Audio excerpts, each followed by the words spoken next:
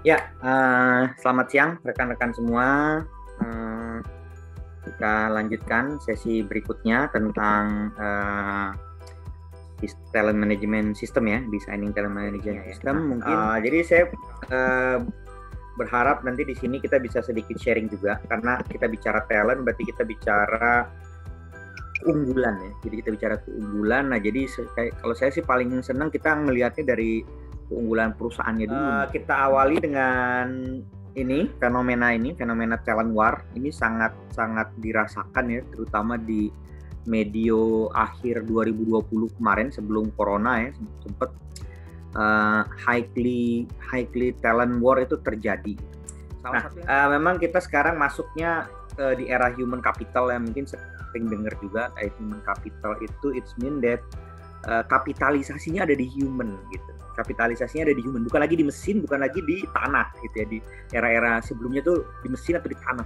Dulu kalau saya di pertambangan itu mainnya banyaknya ya luasnya berapa hektar. Wah, itu udah pertanyaan pertama tuh, first of question. Nah, belum ditambah lagi di apa yang kita hadapi nih di era, kalau dulu sebelum corona ini VUCA doang, sekarang VUCA kuadrat gitu ya. Jadi every time teman-teman boleh nanya gitu, at any time. Karena apa? Kalau enggak nanti lupa. Saya jawabnya lupa, teman-teman nanyanya lupa. Nah, boleh juga lewat chat. Kalau lewat chat mungkin nggak langsung dijawab karena saya akan nunggu sesi yang pas kalau lewat chat gitu. Tapi kalau yang open mic, kalau teman-teman langsung ada yang ingin direspon, langsung saja, it's okay. Itu yang malah membuat training ini jadi menarik. Ya, nah apa itu competitive advantage?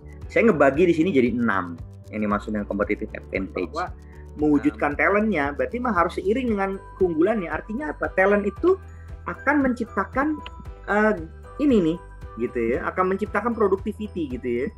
Productivity akan menciptakan bisnis kayak gini. Nah, ini kalau tadi bisnisnya udah bagus kan, dia punya talentnya ningkatin productivity, ningkatin bisnis, makin lama makin besar. Jadi talent management itu dia harusnya berjalan di semua fungsi HR, nggak cuma satu doang. Talent itu ya kita harus rekrutnya aja talent gitu. Habis itu dia nggak dikembangkan as talent ya percuma. Selanjutnya kita punya 5 langkah. Di sini saya akan mengajak untuk ada 5 langkah untuk talent management. Jadi di sini ada 5 yang kita akan bahas nih, mulai dari training sampai transition gitu ya. Di sini saya mau ajak lagi tadi, first of all, what is your business strategy? Karena kita sebelum bicara planning, nah kita bicara bisnis strategi. Nah, saya pengen teman-teman bikin lagi.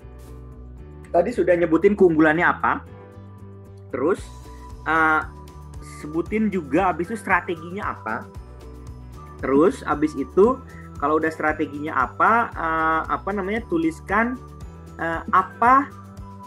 Kita bicara soft skill aja ya, karena kalau bicara hard skill jadi luas banget, kemampuan IT, kemampuan segala macam. Apa soft skill yang dibutuhkan untuk bisa mencapai strategi tersebut. Nah, selanjutnya adalah kalau teman-teman udah nyebutin tadi, misalnya ada yang inovatif, kreatif, analytical thinking, soft skill yang dibutuhkan. Nah, maka pertanyaan berikutnya adalah bagaimana cara teman-teman meng-attract talent yang memiliki kemampuan tersebut. Nah, ini kita udah masuk ke strategi HRD-nya nih. Bagaimana teman-teman meng-attract strategi teman-teman agar orang-orang yang punya soft skill yang teman-teman sebutin di sini jadi tertarik kerja di perusahaan teman-teman. Contoh ya. Tadi kita sempat bahas dari sisi soft skill. Nah, selanjutnya kita akan bahas sekilas dari sisi non soft skillnya. Jadi kalau yang tertarik yang bagus-bagus tadi sudah masuk gitu ya. Yang tertarik yang bagus-bagus sudah masuk, maka selanjutnya ini yang dilakukan itu di tahap 3. Yaitu tahap developing. Jadi bagaimana kita ngembangin talentnya. Jadi mulai dari talent pool, talent mapping, sampai career developmentnya mereka. Setelah itu karyawan di mapping nih. Jadi karyawan yang terbaik itu disebutnya star gitu ya. Nah, lalu lanjut ke tahap masih di tahap developing ya. Habis ini namanya replacement table chart. Ini saya lihat di materi Pak Puki juga nanti ada. Sehingga saya nggak kasih banyak biar nggak tumpang tindih. Nah, contohnya adalah ini. Jadi kita udah bisa lihat bahwa bagaimana orang itu dipromosikan dan dia sudah punya kandidat selanjutnya gitu ya. Jadi misalnya masuk ke fase 4 ya, retaining. Nah, di sini nanti akan ada 2 nih, ada namanya high potential people sama high performance people gitu ya. Nah, ini kita harus lihat di manage masing-masing lah. High potential gimana, yang high performance bagaimana gitu. Yang terpenting dari sini terkait talent management adalah ini sebenarnya. Jadi orang yang pensiun, orang yang keluar itu adalah yang keluar orangnya doang. Knowledge-nya tetap tersisa di perusahaan. Ini yang penting dan sulit banget. Dari saya mungkin cukup sekian. Terima kasih. Mohon maaf kalau ada kekurangan. overall ini kan kalau materi saya banyak kan memang terkait gambaran ya. Nanti untuk detail-detailnya bisa di follow up lagi di materi-materi selanjutnya gitu ya.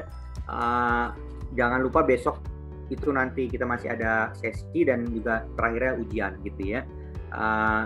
Mungkin dari saya itu saja. Mohon maaf kalau ada kekurangan. Sampai ketemu lagi di lain-lain kesempatan. Terima kasih. Terakhir foto bersama ya.